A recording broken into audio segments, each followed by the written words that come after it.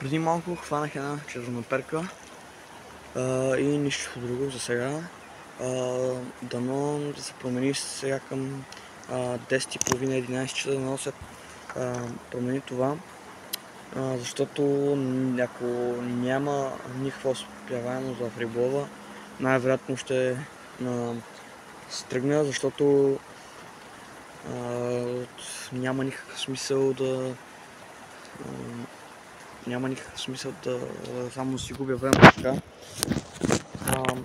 Работата е, че малко дават да почват грамотевици към 12 нещо, но аз не вярвам да почват, защото дори се вижда по-ясно небето тук, ама надолу е с по-нехубави облаци.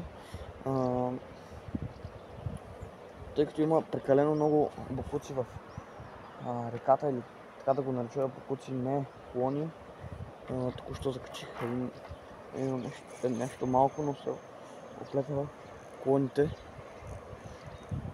И сега няма как да го дигна това нещо, защото е прекалено тежко за моите корда. Ако го дигна, най-много да остана без вага или без монтаж.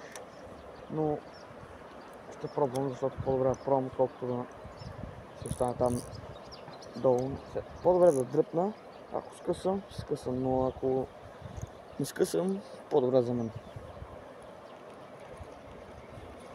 Сега ще се опитам да го вдигна, но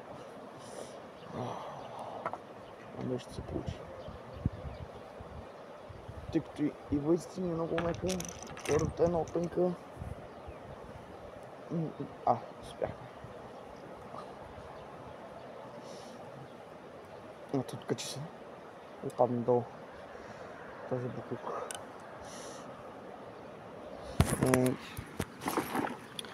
Сега ще остава пак телефонът е тук, за да ви кажа какви риби трябва да се опазват в река Чепинска, навсякъде. Цялата река Чепинска, където влизат до река Марица. Реката трябва да пастървата, балканската, е в режим хвани-пусни. Кефалът е с свободно взимане, може да си го взимате, може да си го пускате.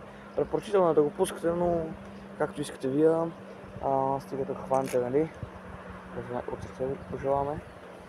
Тук по река Чепинска, в близост до село Варвара, шарани до половин килограм се пускат.